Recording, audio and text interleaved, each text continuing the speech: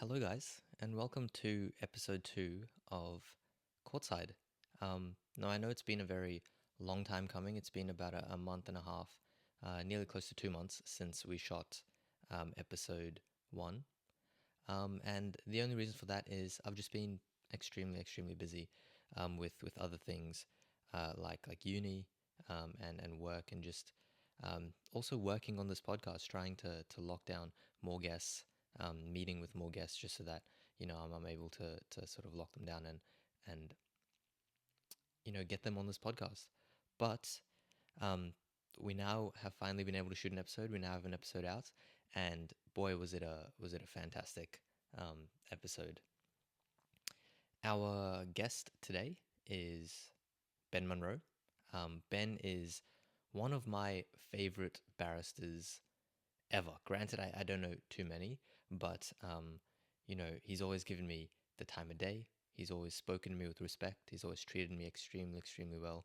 And so when I started this podcast, he was someone that I knew I absolutely had to get on, and I knew that I really wanted to get on. Um, and he has been a legal practitioner for over 30 years. That is an extreme amount of time. And so what that means is that he has a really in-depth sort of knowledge about the law. He's been able to see how the legal field has changed over time. And in particular, he's been a barrister for around 15 years. So half that time, he's been a practicing barrister. So equally, he's been able to see how the bar has changed over time, and how the how it sort of ebbed and flowed over his decades of being a legal practitioner. He was extremely generous with his time. You'll notice that this podcast was a little longer. It was closer to about an hour and a half. And he was willing to go even longer than that, which is really fantastic, and I'm really glad that he was willing to give me that time. But it was just a fantastic episode. He went in depth into a previous case that he had worked, which is really fantastic. And it was just a fantastic episode. There were just like nuggets and pockets of information dotted throughout the whole entire podcast. And it was just, one that I think everyone should watch in full, because you really will gain a lot of value from it. But one thing I did want to add just before we went to the episode was who this particular episode is for. And so I think that everyone should watch this episode, really, law students, solicitors, barristers, everyone. However, I think in particular, this episode is for my young solicitors out there, for my young barristers, even my law students who are getting close to graduating, because we mainly spoke about sort of, his experiences within the legal field, how it has changed over time, the evolution of the bar, and we also spoke about extensively, actually, we spoke about mental health and self-care within the legal profession, how it's not really taken as seriously as it should, and how it's something that the legal profession needs to work on. And so for my young solicitors, older law students, barristers out there, this is a fantastic episode, because it really highlights the importance of all those things, and will really give you an in-depth insight into the legal field itself, right before you enter whatever it is, whether you're becoming a solicitor or a barrister. So with that being said, we'll get straight into the episode. It was fantastic, and stay tuned. I've been working hard on this podcast. I'm in talks with a few other people to come on as guests. So stay tuned, because there are some big things coming very soon. But with that being said, let's just get straight into episode 2. Well, Ben, hello. Hello. Welcome to CourtSide. Firstly, I understand that you just had a mediation, so I did. I really do appreciate you taking the time to come and be on the show. I'll say possibly I was looking forward to this more than the mediation. Amazing. I'm glad. And I really want to say how great it is that you've started this podcast. Thank you. That's a great idea. Thank And you. I kind of wish there was something like this available when I started out. That is exactly why I started this podcast. Because when I was starting law school, or even before then, I wish I would have had something like this, that I could have listened to, looked at. And I look back at my career, and really, we're all just flying blind. Exactly. You're Yeah. just into a job, and the rest of it was just The rest of it is history. hoping really. it would work out. Yeah. Yeah. Yeah. Well, I'm extremely excited for this episode. Me too. For one, you're one of my favorite barristers. You've always been super lovely to me, super kind, always given me the time of day, And before shooting this podcast, we had a coffee catch up. Did. And that conversation was one of the best conversations I can easily say that I've ever had. I seem to remember it went a long time. It did. It did. It went like an hour and a half. That's one of the best ones. Yeah. No, for real. It really was. It's a pleasure. And hopefully we'll be able to replicate it. In fact, I know that we won't be able to fully replicate it, but if it can be half as good a conversation as that was, then I know this will be a phenomenal now conversation. the pressure's on, right? Oh, hopefully not. I hope I didn't put too much pressure on myself, It will be great. Amazing. So I wanted to begin, like most podcasts do, talking a little bit about yourself, and your background and the things that shaped you to be sort of the person that you are. So are you able to give our viewers and our listeners a bit of an introduction into sort of who you are, what is it that you do, and feel free to go as far or as not as far back as you'd like. Right. Yeah. Well, in total, I've been a barrister about 15 years. Before that, I was a solicitor. But by terms of background, I think my background's a little bit unusual. I was raised by my grandparents. Oh, wow. Yeah, so born in Melbourne and raised by my grandparents. And then, of course, my grandparents did what a lot of people in Melbourne do, and they wanted a bit more sunshine. So they retired to the Gold Coast. So I really, I've been on the Gold Coast a long time, and I feel a real affinity with the Gold Coast. So moved to the Gold Coast when I was 8, and then went to primary school there, which was a novelty coming from Melbourne because I went to Palm Beach Primary School, and on my first day there, I discovered that no one wore shoes. So it was a very relaxed beach. No way. Beachside lifestyle. That does make sense. The Gold Coast is very sort of laid back, a lot more laid back than Brisbane coming is. from Melbourne. Yeah. Where you'd freeze your feet if you tried that. Exactly. So then I went to secondary school at Somerset College, which is quite a prestigious, might I add, expensive school now. But when I was there, it was lovely because it was just in its infancy. Right. And it's in the hinterland at Mudgeeraba, and we were in demountables mostly because the school was being built kind of around us. Oh, really? Really? And you'd have to compete with the sound of the cowbells and the cows coming in to be milked, really? trying to listen to the teacher. So No way, wow. yeah, I had very I'm grateful for that childhood and that education. But yeah, that's kind of my background. Amazing. And so from there, when doing research, I found that you went to Bond University. I did. And that was that an undergrad law degree? Was that for both, or did you do like postgrad? No, I had pure law, and I started at University of Queensland. Right. And I think I was rather fortunate in two ways. One is I had a very good time in my first semester at University of Queensland. Daniel, one might say too good a time. So I wasn't sure how exams were going to go, and then Bond at the time was in its infancy. Right. I get the feeling they were reasonably desperate for students. Yeah. And I was lucky enough to get a half scholarship. Yeah, because I was about to say Bond is a university I hear gets spoken about a lot. Yeah. It's obviously produced a lot of good solicitors, but it's one of those universities that is very novel. It's very. It is novel. It's very different. I don't know a lot of people that go to Bond myself. Yeah. But was there any sort of reason as to why it drew you to Bond other than just the scholarship? I think for me it was a balance. It was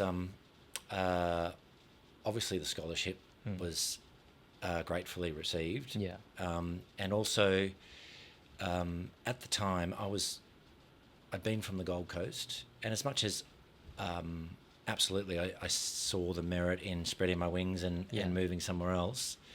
As I said, my mum, by then was getting a little more advanced in years, so there was reason to be on the Gold Coast. Yeah, so you wanted to be closer to your family as well. Yeah, and the other part of it is I just love playing rugby. Oh, no way. And you have a rugby background. Yeah, and also surf lifesaving I've been quite involved in. Oh, I did notice that on your LinkedIn. You have been involved in. I have. And back then I was rowing surf boats. So no way. The lure of continuing to remain in those sporting teams, Yeah. and also to be a bit closer to home, and also I think the novelty in being involved in a university at its inception, right, was encouraging for me as well. And the other thing about Bond is it was a condensed degree. So they, and still do, work through 3 semesters a year rather than 2. Right. Which had its appeal to me as well. And were those? So I have a work colleague who does trimesters as well. So were those semesters shorter? Because her semesters are not shorter than a regular semester.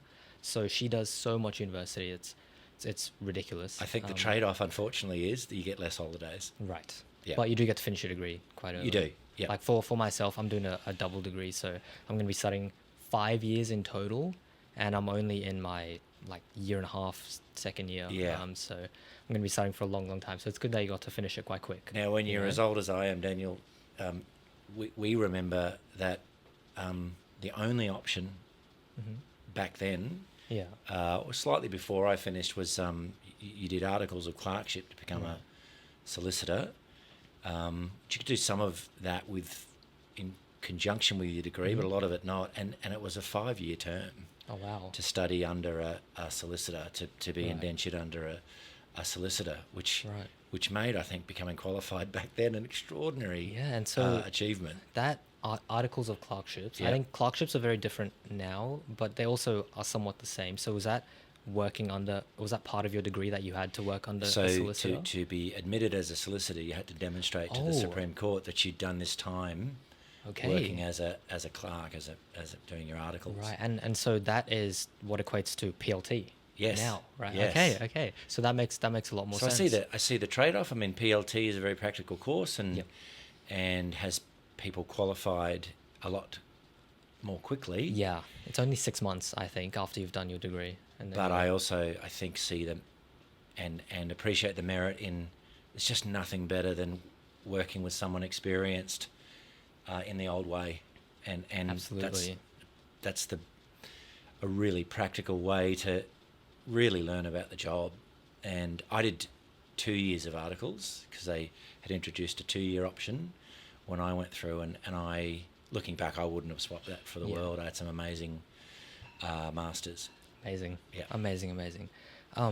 Well, sticking on sort of the same line, I guess, one question that really always intrigues me, and it's a fairly simple question. People might think it's a simple question, but it's, why did you want to study law, or when did you decide that you wanted to be a lawyer? And the reason I ask that is because I've had an unconventional journey myself. Okay. I didn't know I wanted to do law until maybe about two years ago. Yeah. So I always like to hear sort of the reasoning why people wanted to study. Did you have family members potentially who were in law? A bit the same as you, Daniel. I think not. So the answer about following someone in my family and into the law, no, I didn't have any lawyers in the family, and really, my family background was not really one of anyone pursuing tertiary education. Oh, really? Yeah. Really? So, but my grandmother that I mentioned, she was a retired school teacher. Right. She's very supportive. My parents are school teachers. Okay. So we have that in common again. Much to my mother's regret, God rest her soul, is she was a maths teacher. Right. And maths and I just didn't gel. Neither. We just didn't get along. But that actually is a neat segue into how it is I might have stumbled across thinking about maybe I would do law. Yeah. So when I was in year 11, there was and I think it's still going, there was a competition called Lions Youth of the Year. Right. And I was with some other students from Somerset. I said, I'll give that a go. Yeah. And part of it was, you're interviewed by the lovely members of the Lions organisation, and then part of the score is how you interviewed and what your views were, and then part of it was the capacity to deliver a speech. Yep. And some of the speeches were pre-prepared, but then there was this impromptu section. Yeah. And I loved it. That's actually what happened. I walked out, and you get delivered the question, and then you just got to say what it is that you're going to say. So very much a first try at coming up with something on my feet. And it's very similar to what you do now, what barristers do, right? It is. So that's right. So I was asked, and I still remember the question to this day as a 16-year-old, what would you change about the education syllabus in this state? Ooh. And I understand, like, obviously you're at the back and you don't know what the other participants have said, because, and I understand they all took the party line and said what the syllabus was great and the rest of it. And I almost didn't wait for the question to finish before I said maths would go, and then just treated it reasonably lightheartedly and said I'd much rather go on field trips to the Great Barrier Reef for at least 6 months, and had some fun with it, and it gelled with the audience, and that was my first taste of the fun you could have with language, and the advocacy side, and speaking and just thinking on your feet. And then the other reason I think I was sort of channeled into law is probably for opposite reasons. We had a school guidance careers counsellor. And maybe regrettably now, the feedback received was I was perhaps a little challenging in class. And I remember this person said, well, you seem intent on arguing the point with most of your teachers, so you may as well go and train to get paid for it. So a couple of reasons why. That was a good suggestion. In the end, I think I owe that man a lot. I wonder where he is. I can ring and thank him for that advice. That's great. Yeah. That's great.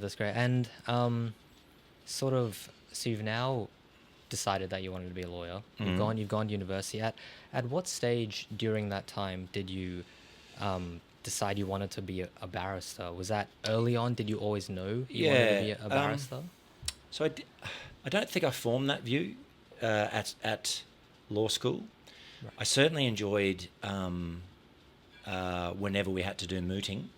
Right. And if I remember correctly, there was a potential opportunity to join the mooting team, but I confess I was probably more intent at that stage on playing rugby and things. So I never really thought about being a barrister while I was doing my degree. And then really enjoyed my time as a solicitor, like doing the articles. Became admitted as a solicitor, and loved the work. Like really enjoyed that aspect. And particularly it was a time when I was learning a lot. I had great mentors. I really enjoyed the client contact. That's an important part of that.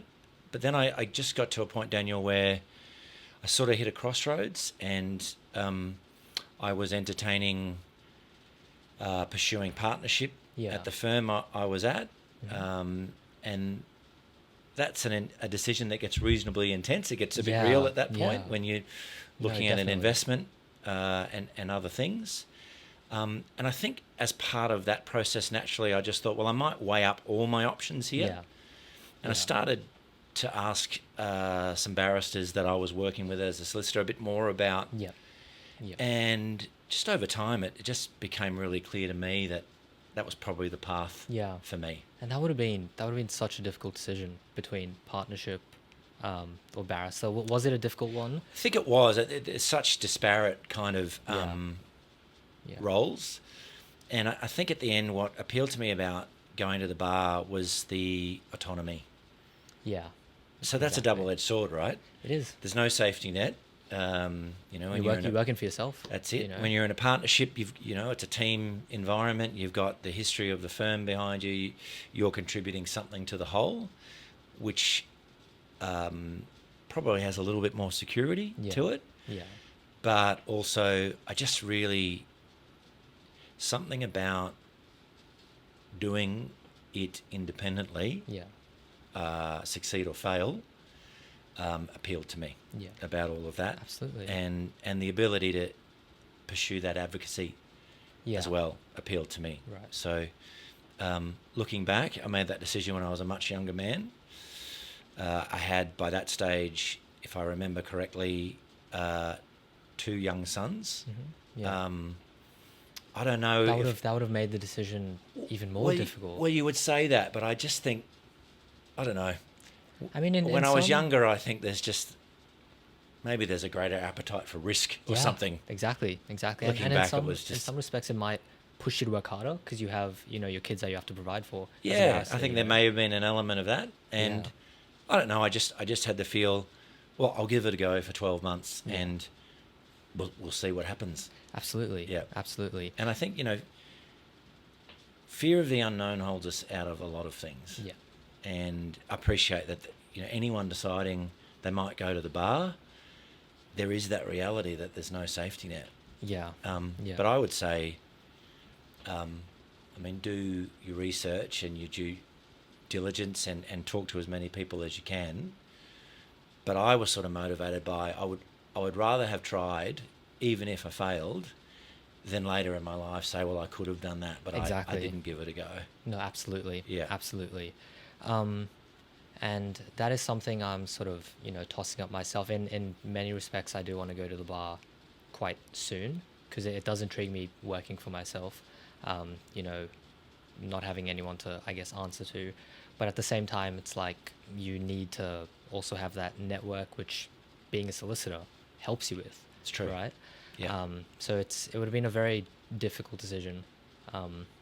But I wanted to stick on that topic just a little because during our catch-up that we had, one thing I found very intriguing is you've almost, or so to speak, you've been a solicitor and a barrister almost twice in your career. That's right. You started as a... Actually, did you want to tell us about that? Sure. Or elaborate further? So pick up the story. I'd been a solicitor, if I remember, for 6 or 7 years. Right. Made the decision, decided I would go to the bar, did the bar practice course. Yes. Started in Inns of Court. Oh, no way. Big firm, big chambers. It is a big chambers. Yeah. And back then I was absolutely fortunate to land on a floor with some amazing barristers, renowned barristers, and starting with the incomparable Sid Williams, KC. Wow. I think I know him. I think I've met him once before. Yeah. That name does ring a bell. You'd remember. Yeah. He's very charismatic. Is Mr. Williams. And David Tate was there, another silk, and just Andrew Munt and Kevin Roach. So great floor. Yeah. And I really, really enjoyed it. It was the best of the bar, a very collegiate, open door policy. Yeah. Andrew Munt in particular gave me more time than I ever deserved, and then when I could get in with one of the more senior barristers, so I learned a huge amount. So I was at the bar commuting from the Gold Coast, all the way to Brisbane. All the way to Brisbane, because the wisdom, and I think it was correct, is you needed to be on a floor, and definitely that helped me get a lot of work. Absolutely. When I was getting briefs that others couldn't do. But my life changed really quickly in the 3 years as well. So before I knew it, I had 3 sons under 3.5 years of age. Oh, my word. A lot of my life was on the Gold Coast. Yeah. I wanted to...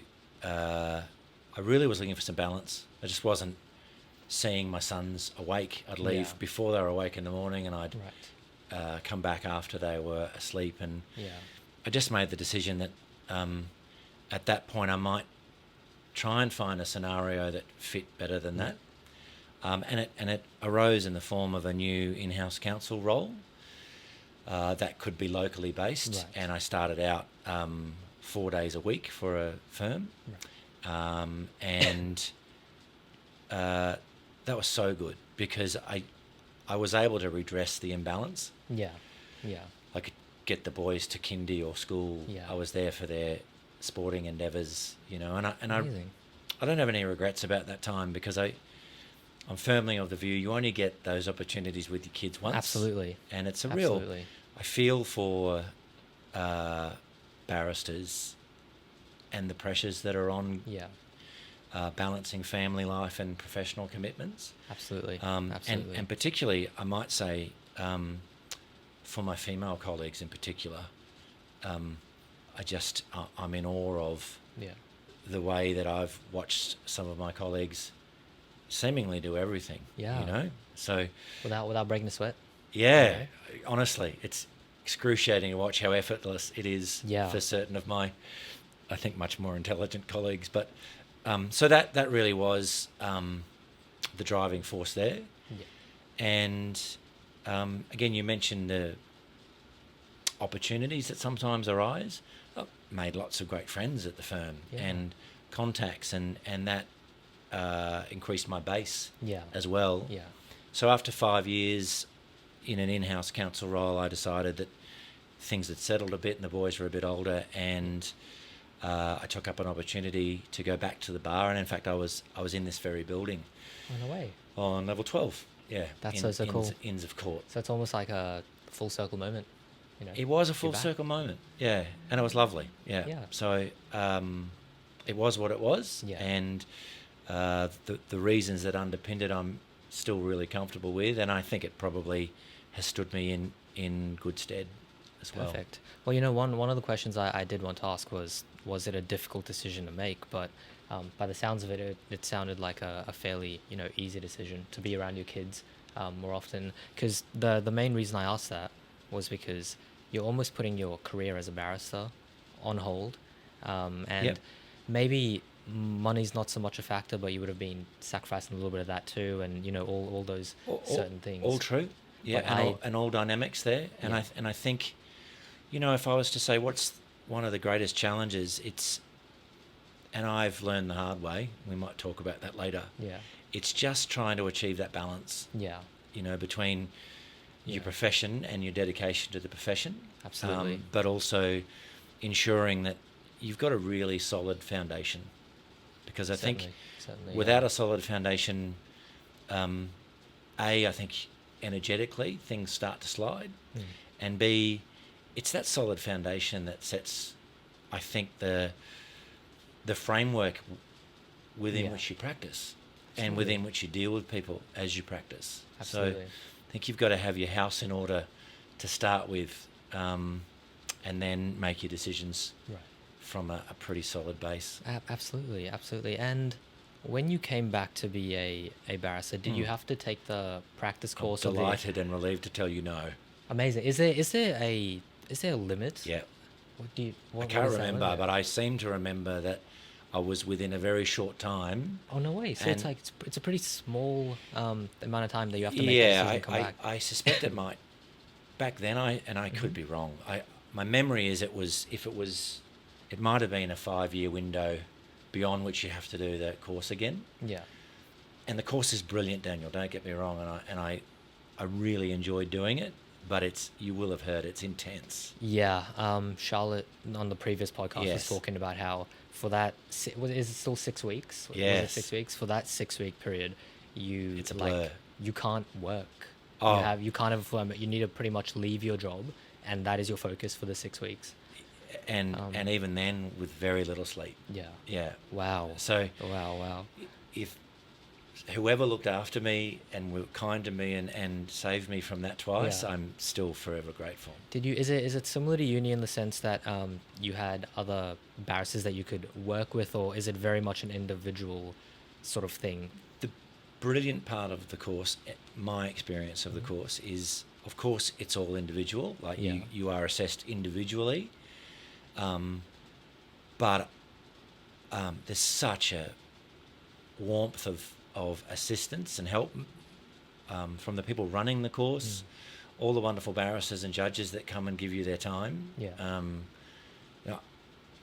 How amazing that I had a variety of different amazing counsels, senior and junior, but to sit there and listen to Walter Sofronoff talk about when he started out and I for him to remember. vulnerably express how much self-doubt he had when he started, and then look at the career that he's had. I mean, these Insane are career. great experiences, and the cohort, you're so much closer by the end of the 6 weeks because you've done it together, you've been through it together, you've given each other help and tips and encouragement, and it's a wonderful tradition.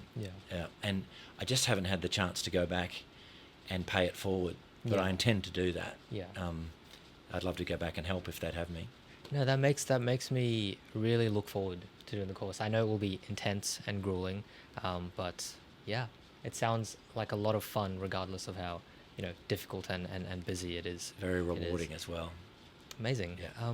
Well, speaking about your career as a whole, were there any key sort of milestones or turning points? I know you mentioned starting out at Inns of Court, which would have been, I assume, something insane and a really good start to your career as a barrister, and would have helped shape you as a barrister. But were there any other key milestones, or was it sort of a steady progression as you went along? I think the answer is probably, in a sense, both.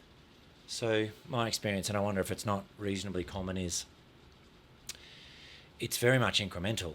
So when you start, you've never done anything. Yeah. And then you run your first application, which frankly is always terrifying. Yeah.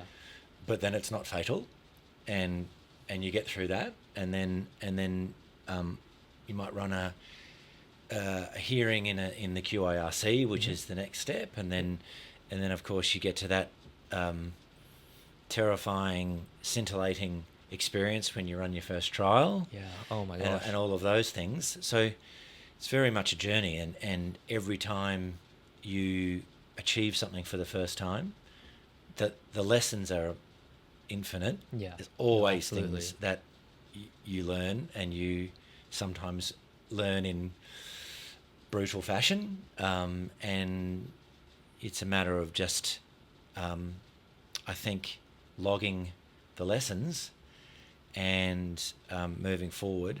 But then of course I think every career has a couple of extra special milestone moments. Yeah. And I think one of those for me was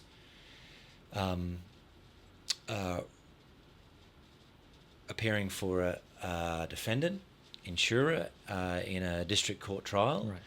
But it was the first time that I'd appeared against Silk and the junior. Oh wow. Yeah. Wow. That would have been daunting. Really It was. daunting, right? I won't lie. It was. And formidable Silk in the late and great John Griffin as well. Wow. But my experience, I think, from that is even being in the same courtroom and against a fellow like that comes with infinite lessons. Absolutely. But also the confidence at the end of that process, really that kind of gave me the capacity to say to myself, like I finally accepted at that moment that, I actually belonged at the bar table. Yeah. And I don't know whether that's been a challenge for other barristers, but there's a moment when you sort of say, look, I'm really comfortable with what I'm doing, and I'm pleased that I'm doing it. Yeah. So that was a great experience. And then the other one, I think, is sometimes you just have a special case, and mainly because it's a special client. Yeah. I think human beings make our job what it is. Yeah. Especially in the space and type of law that you do. Absolutely. So I was involved, or lucky enough to be involved in a case reported as Lamble and Howl at the Moon. And Andrew Lamble was a young man in the a really positive, exciting time of his life. He was working on the Gold Coast for a firm, essentially a carpenter. Yeah. 2 young kids, everything going well, and fatefully went to a Christmas party, as we all do, and unfortunately was the victim of an awful assault by an employee of the nightclub that he was at. There was some trouble with some of his work colleagues, certainly not him, and things got confused, and he was hit in the head with a metal rubbish collector, the type that you sweep metal into, for horrible physical consequences. Oh my gosh.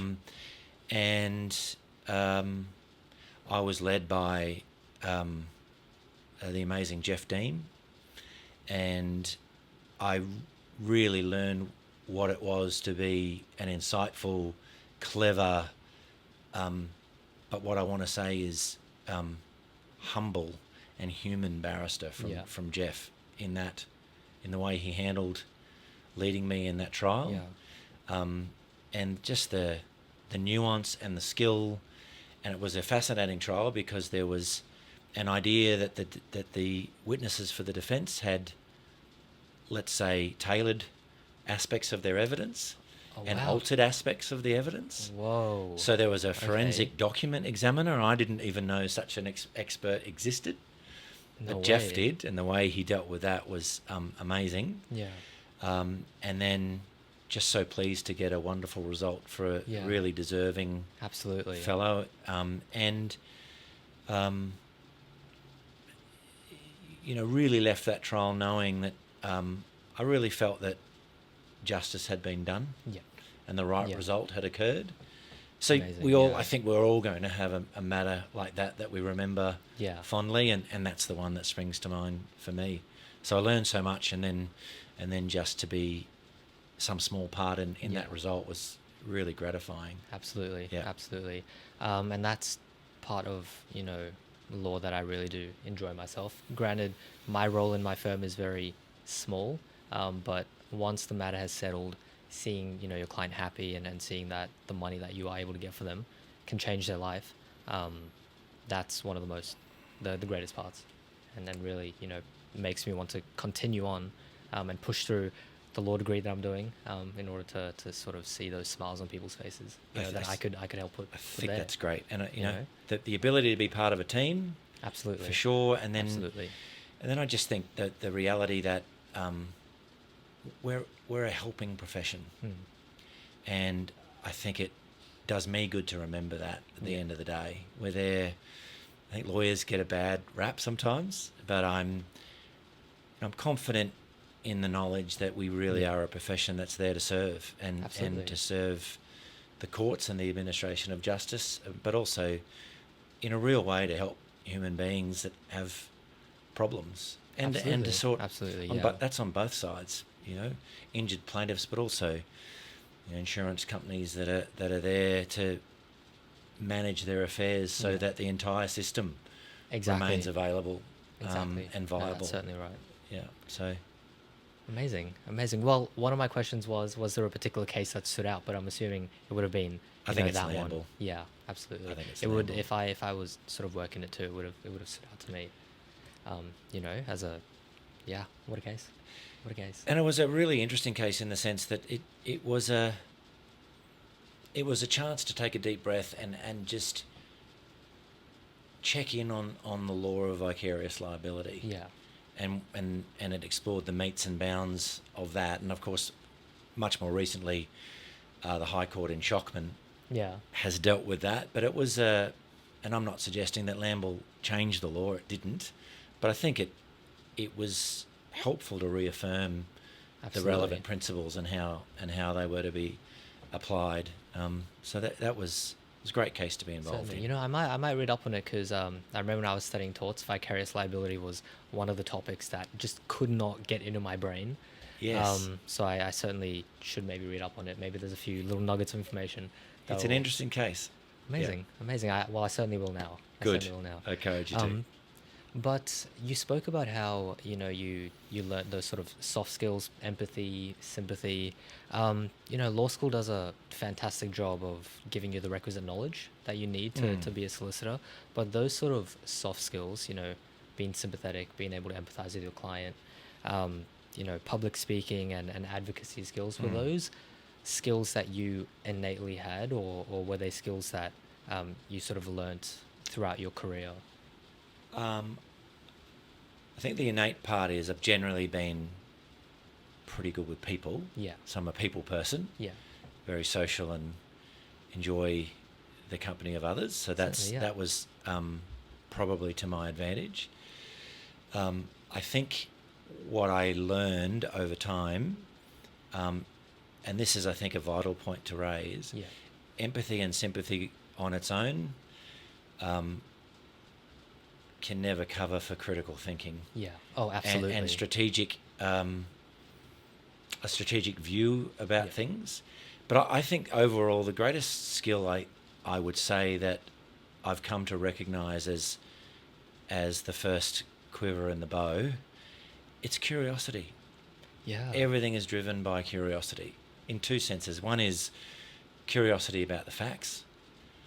And I think to really take a bit of, and look at the world we live in. Like, we have no time. Everyone's time poor. There's so many absolutely. Pressures on us. But I think if I would say anything, it's taking a little bit of extra time to really understand your client's story, the overall story, the ultimate story, because it's the capacity to convey the story in the context of the legal problem that I think delivers the best chance of the right result. Absolutely. So that curiosity sits around the next why. Yeah. And so to give an example, we might see a plaintiff who, when we examine the 3 years of earnings, 2 of those years, it just simply says, based on the documents, you've got unemployed, Centrelink benefits, with 1 year of earnings prior to that. And simplistically, without curiosity, we'd say, oh, that's a problem, because it says something about the plaintiff's earning capacity and what they were exercising even before being injured. Absolutely. But what a difference it would make if you ask, I'm just curious about why it is that you only work 1 year out of 3. Yeah. Imagine the change in the story when that client says, oh, that's easy, my father had terminal cancer. Yeah. And I decided to have 2 years off to care for him before he passed, and then I got back into work. Yeah. Changes the whole dynamic. Certainly. And that doesn't happen unless there's the capacity to say, oh, I wonder why. I wonder what happened there. No, certainly. And along the lines of, that creativity, is that something you can learn? Does it just come with experience? Because it sounds like, with experience, asking those nuanced questions. Totally experience. In my case, it is, and there's a growth in it as well. Yeah. So I'm the first to admit, when I was much earlier in my career, I had a lack of willingness to be vulnerable, in the sense that I might be listening to a client and taking evidence, and it might be an industrial accident or a system of work.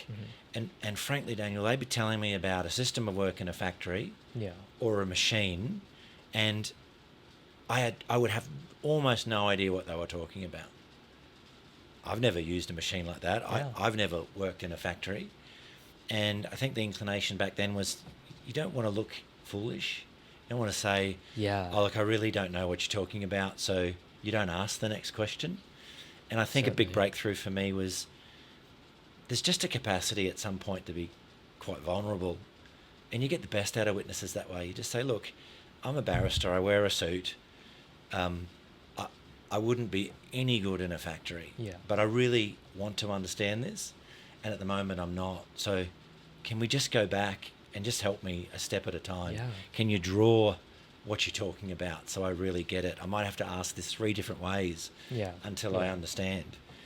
It's I think the capacity to be able to be vulnerable like that, it opens up so many new possibilities in that relationship with the client. Absolutely. And that's where I think your little gold nuggets can turn up, that you finally really communicate well with a client. And that's where their capacity to tell their story or better understand their story, I think, arises. But it came with a willingness to be vulnerable. And that's not everyone's inclination. No, it certainly isn't mine. I can be fairly vulnerable around my very close friends and family, but it's certainly something that I need to, I guess, work on myself. And it will come with experience, I think, because the more vulnerable you are with more clients, I guess, you just start to realize that you're gaining more information. They're willing to give you a lot more information. Yeah. And it just works out better. And We're an advice-based industry. yeah, So, advice is all about, at the heart of it, trust. that's You've right. You've got to engender trust in the relationship Absolutely. before the advice is worth anything. Absolutely. And I think that I guess my greatest lesson is the capacity to demonstrate some level of openness and vulnerability. Yeah. That is the best way to really quickly build a trusting relationship between the very two parties that it's crucial in. Absolutely. Yeah. Absolutely. Now, one very specific question. It's sort of along the same lines, and it was actually a question that one of my super close friends told me I should ask. Okay. And it's along the same lines, but she was talking about how some barristers that she had spoken to told her about, a barrister needs to be a really good storyteller when they're sort of up in court and speaking to a jury or judge. To what extent do you think being a great storyteller plays a role in being able to convince a judge or convince a jury that what you're saying is correct? Now, it does, or it is worth saying that if there's a case where the facts are clear and cut, it might be a little difficult, but in those cases where it's fairly close, do you think being able to tell a story nice and succinctly will help convey your message a lot better? Yeah, I do. But I think the important thing to realise is whilst storytelling is crucial, it's got to be a story that resonates. Oh, absolutely.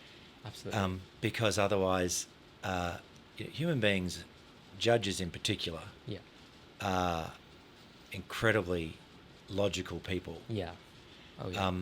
And if you drift into fiction, it's going to be really clear. Yeah. So I think that definitely. the balance is making sure that your story intersects with the evidence. And as you say, there are going to be facts that are not controversial, Yeah. but it's the facts that need to be decided in your favour. This Yeah. is where... That could go either way, And this is where the appeal to logic and the appeal to common sense and the appeal to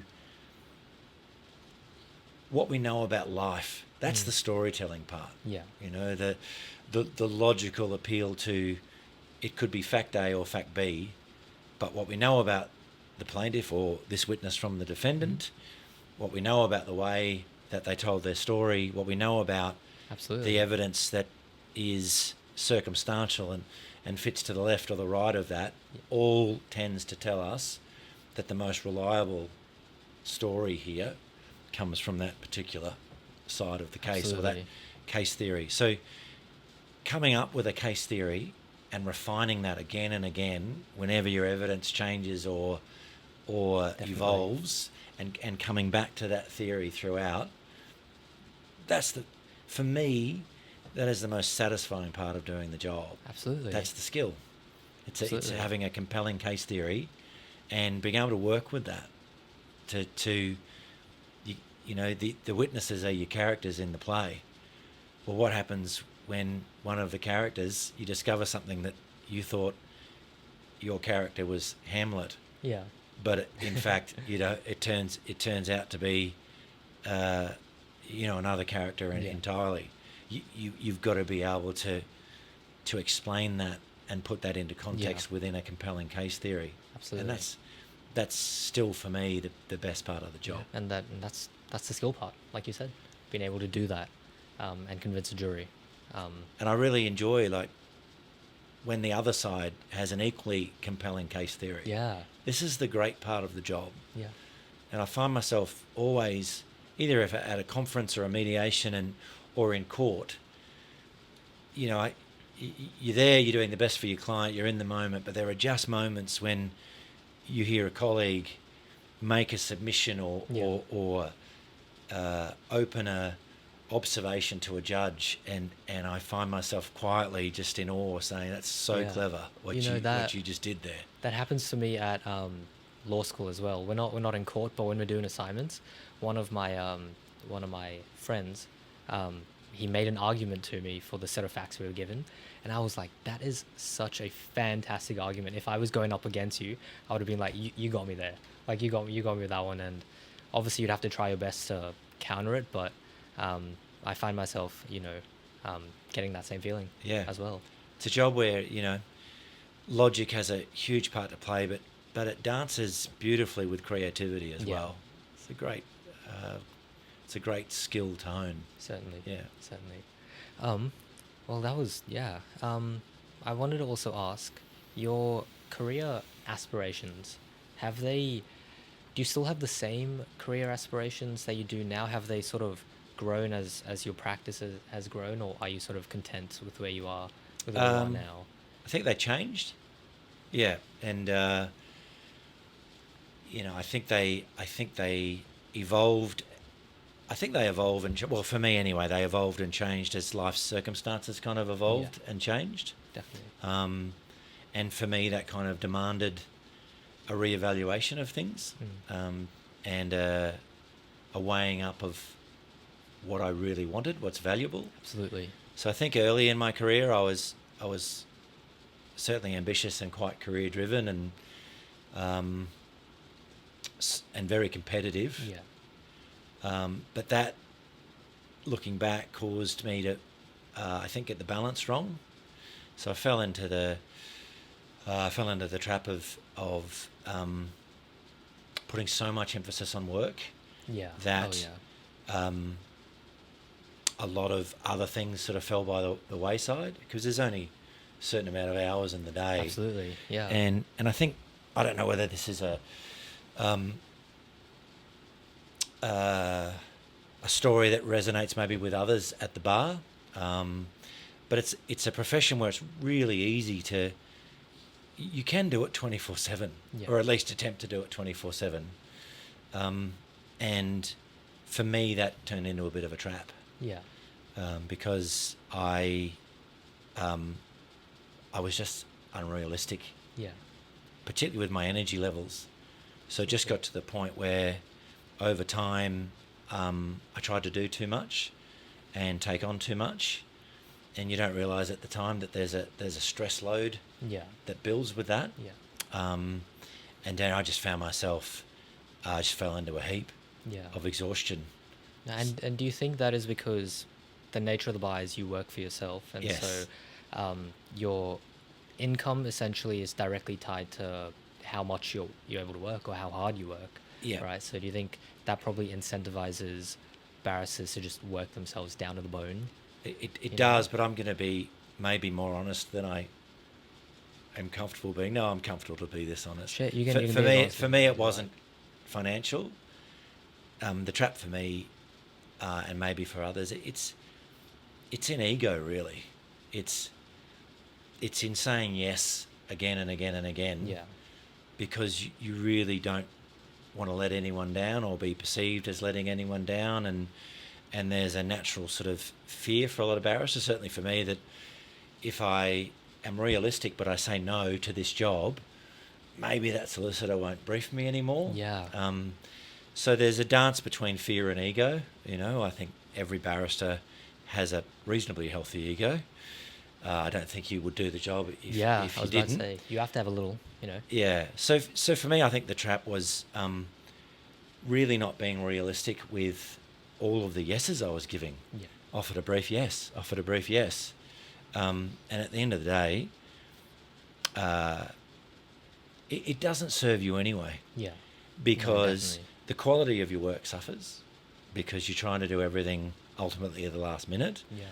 I don't think you're giving the service that we're paid really good money to deliver, because you're not across the brief as you should be. But more than that, just from an energetic point of view, Absolutely. turning up exhausted and flat, and that's where creativity dies, I think. Absolutely. That creative spark's not available. So you asked if if my focus has changed over time. That's where it's focused. So what I live by now is as much as I can balance. Yeah. Someone once said to me, and I love this saying, you've got to put your own oxygen mask on first before you can help others. So I'm big on balance now. I'm big on Absolutely. Just ensuring that I've got other things in my life that fill me up, that aren't all related to what I do. Yeah. I think where we can fall into a trap is we become the job. I'm a barrister, and that's it. Yeah. But in reality, you're Ben, who happens to be a barrister as well. That's right. Yeah, exactly. So I think what I've learned is just making sure that I've got balance and that I'm taking enough time for me so that when I engage in my profession, I'm doing it in the best way I can, and that it's sustainable as well. Certainly. And this was a topic that I wanted to speak to you about was mental health and self-care, particularly in the legal profession and the bar. And one thing I wanted to get your thoughts on was I was recently watching or listening to another podcast, and they had a KC on. And I won't say who it is. If she listens to this podcast, she'll know exactly that it was her. But she was working one day, and she was pretty much working herself right down to the bone. And another barrister sort of came up to her and noticed that she was extremely exhausted and tired. And what he said to her I found very interesting. I wanted to get your thoughts on it.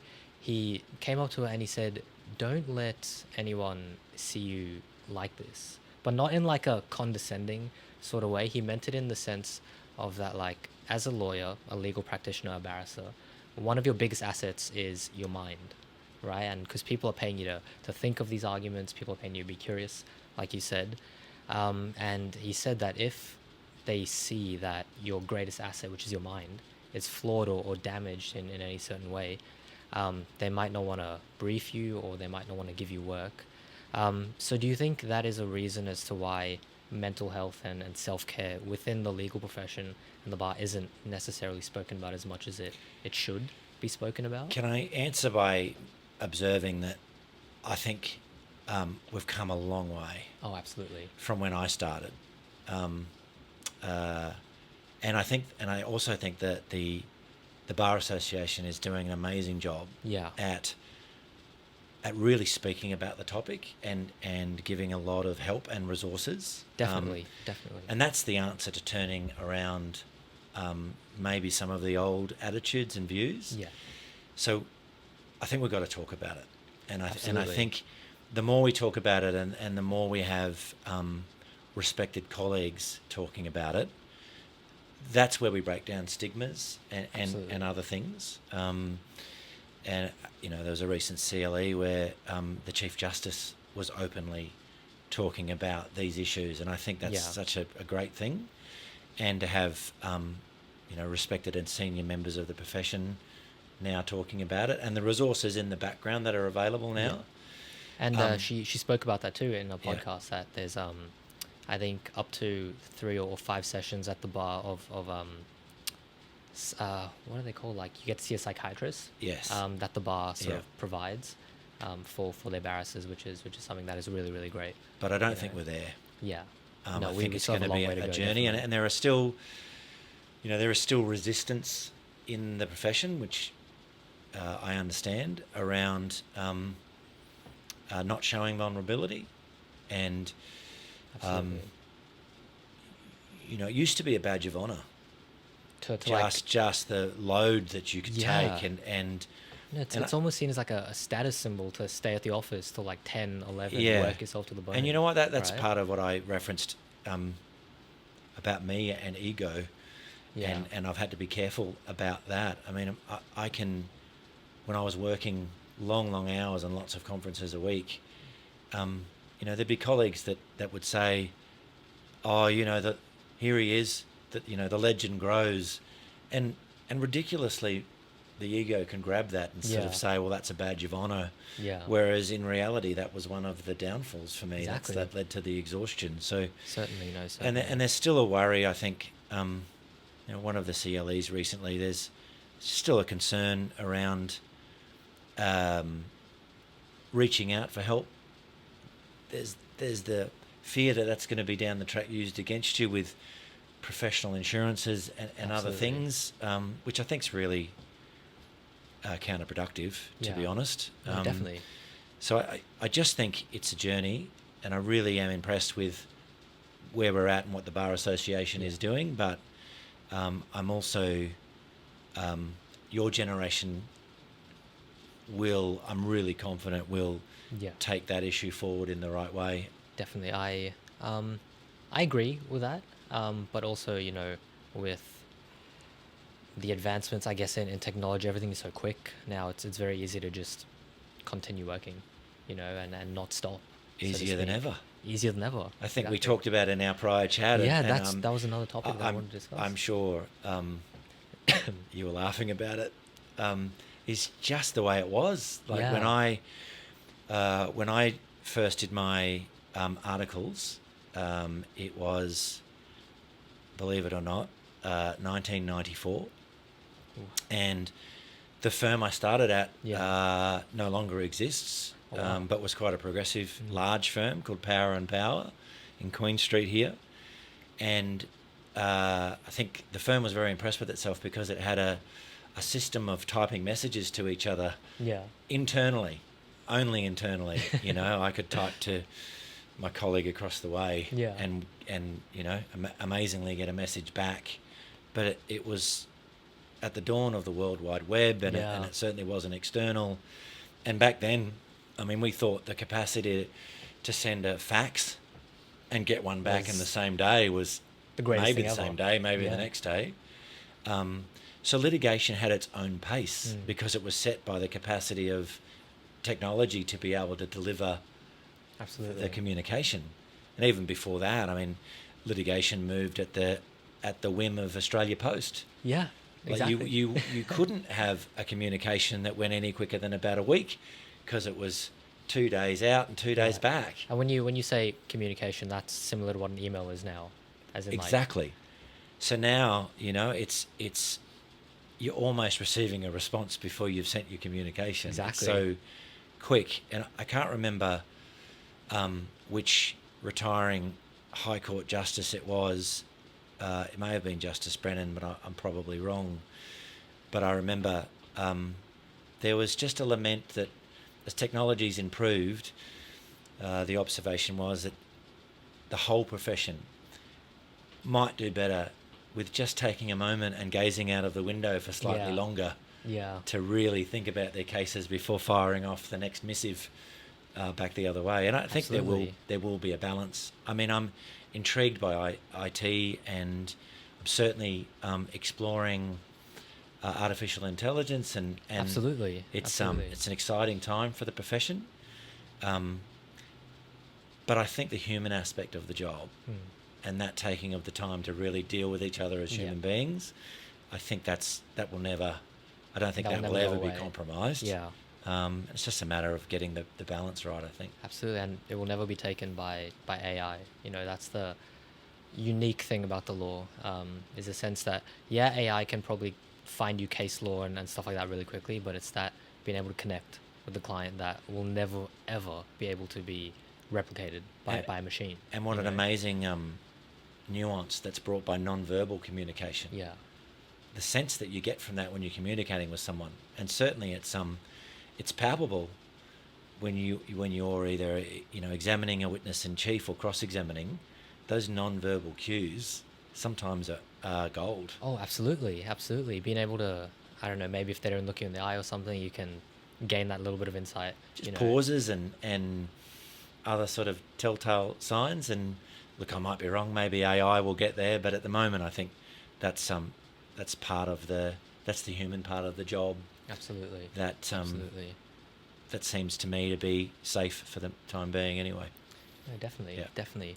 Well, one question I wanted to ask you for everyone out there was, what advice would you give to sort of the new young generation of barristers who they're really sort of balancing the need to succeed and do well with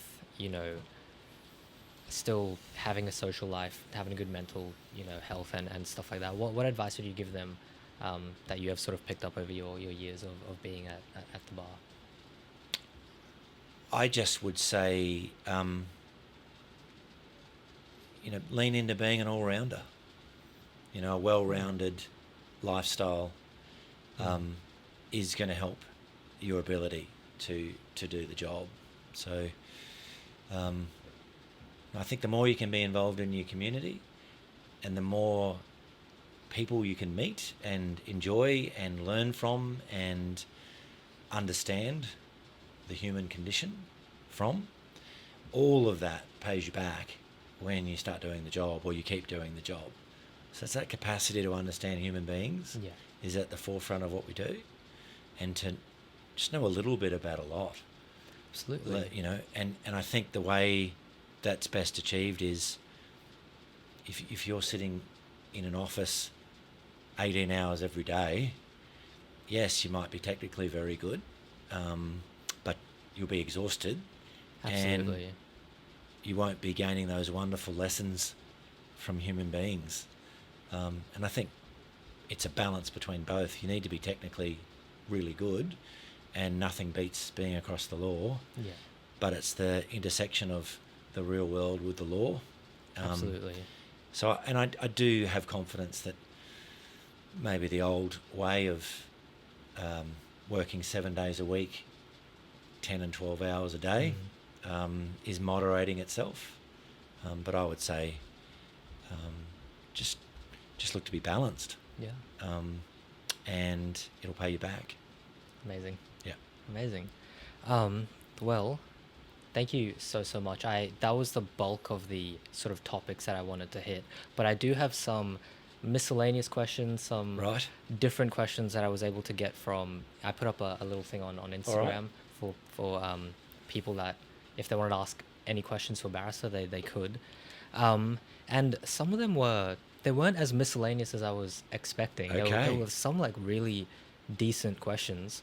One of them was, what is the biggest misconception that you think there is about being a barrister and the bar?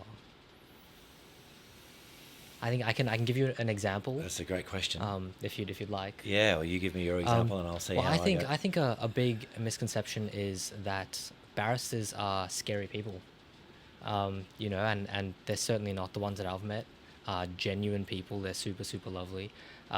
It's just, I think most barristers I've met tend to be super tall, super, I guess, big and imposing. So maybe that's why they get that rap. But that was a misconception that I could think of. And I think that's part of what I talked about, like gaining trust quickly. Yeah. Can be a formidable thing to meet a barrister. I think one of the other ones is, and maybe this is driven by Hollywood or legal shows or whatever, is that somehow barristers flamboyantly can walk around a courtroom and approach the judge or whatever. And the other one is, and this is regrettable, I think, is it's not uncommon for a client to say, well, what do you want me to say? As if barristers have some capacity to just know all the answers. To tailor the evidence and just manipulate results.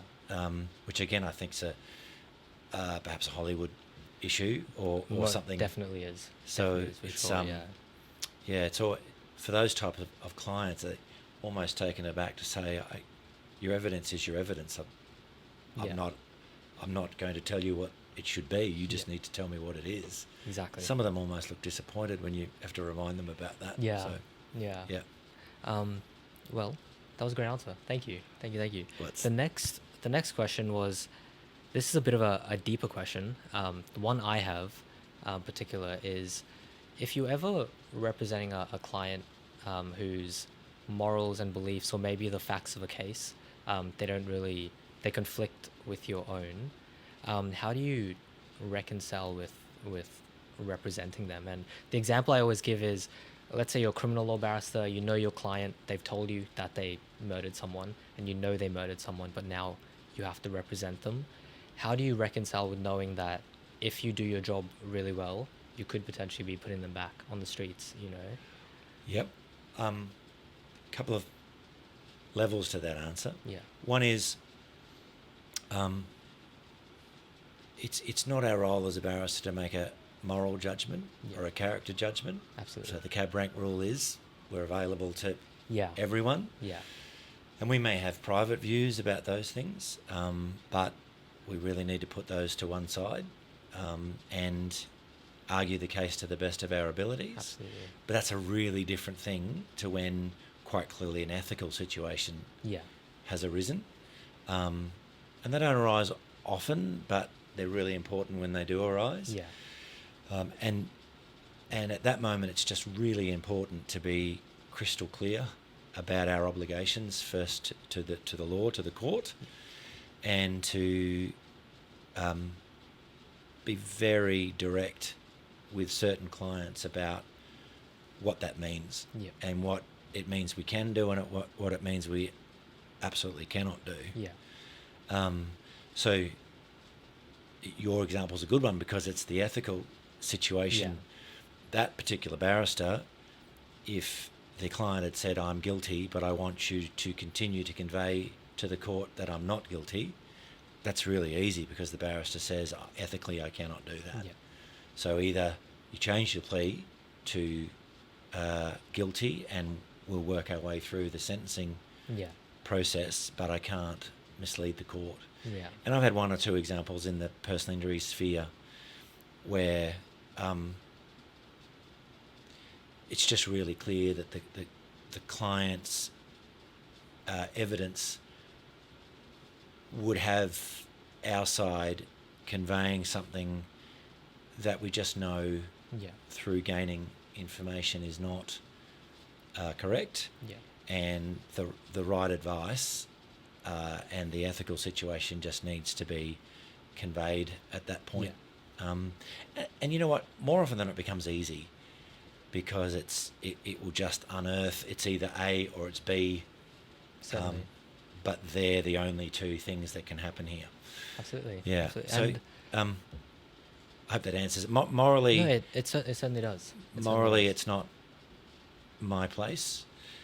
You need to be careful with that because it comes back to conveying the case theory that you want to do. But ethically, there is so much help around ethics, and I've used senior colleagues around that where there's any doubt. But usually that sorts itself out pretty clearly. Once you determine what the right position is ethically, you can move pretty swiftly from there.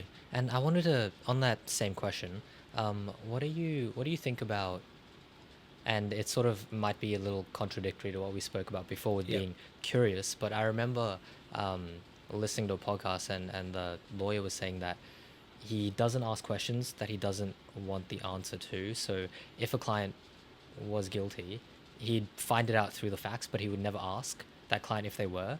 And so that's how he'd reconcile it to himself to like just continue on with the case, if that makes sense. Or is that something that's not really allowed within No, I completely appreciate that. I mean, I don't practice in criminal law, so there'll be a different nuance there. But certainly I think there are opportunities to be careful enough to make sure that what's understood by the client before any instructions are provided is what the ethical issue is or might be, so that they're really aware of the metes and bounds of what our obligations are. So that you wouldn't have to ask that question in the first place, right?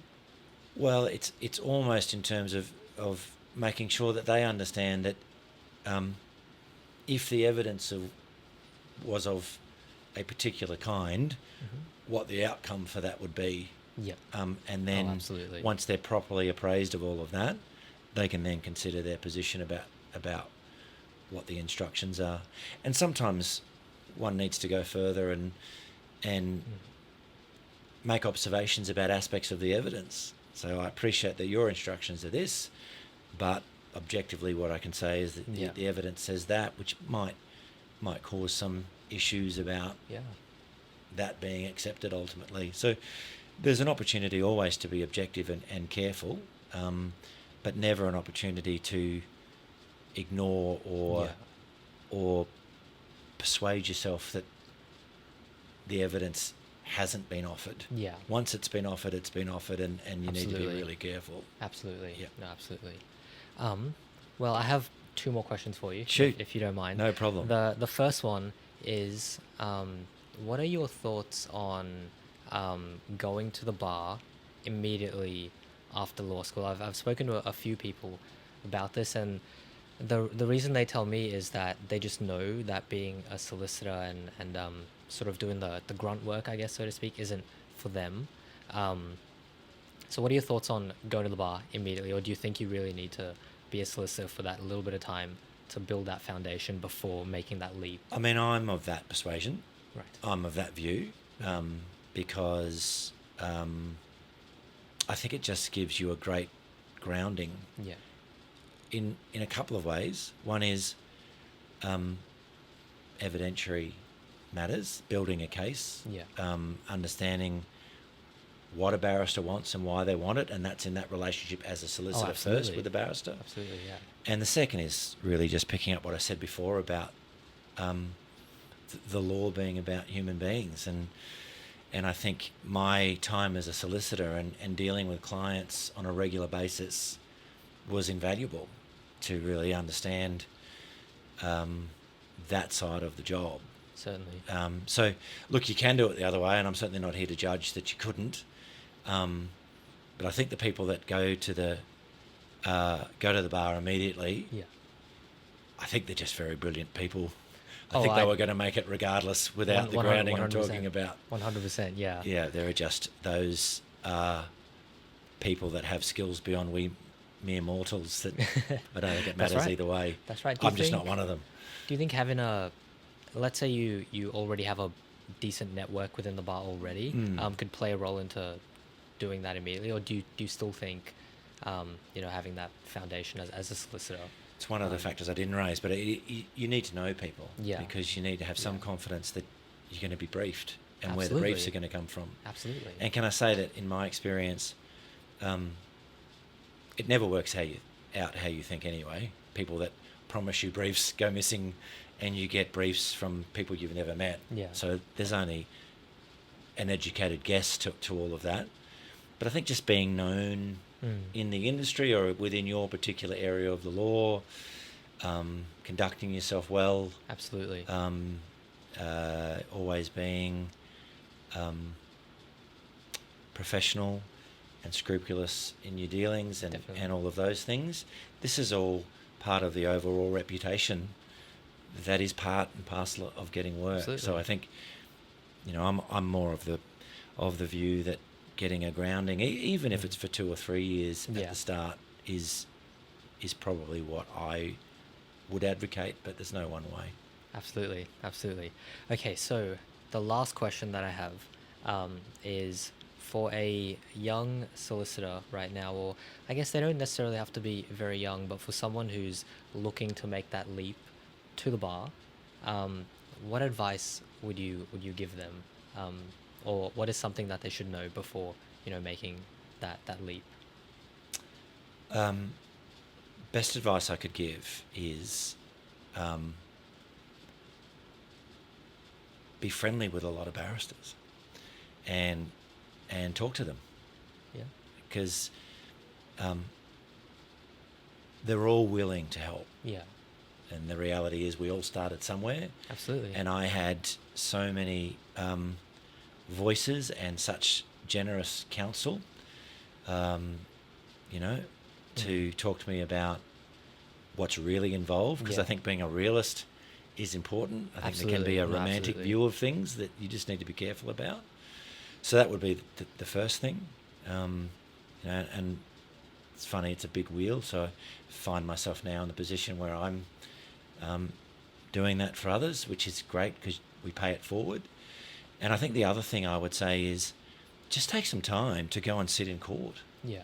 You won't get any better example of doing the job or whether you want to do the job than sitting in court. Yeah. It's just the best place you can be. And it's fun. I've been to a few cases. It's very interesting stuff. Absolutely. And it also, what you're saying harps back to that saying that it's not about what you know, it's about who you know. And the more I speak to people, I'm in the legal industry, the more that saying really stands out, I think you're on the right track. If you watch great advocacy and you feel something in you that's excited, that's a great sign that this is probably something that you're being called to do. Yeah, perfect. Well, thank you so much. That was fantastic. It's been fun. Thank you.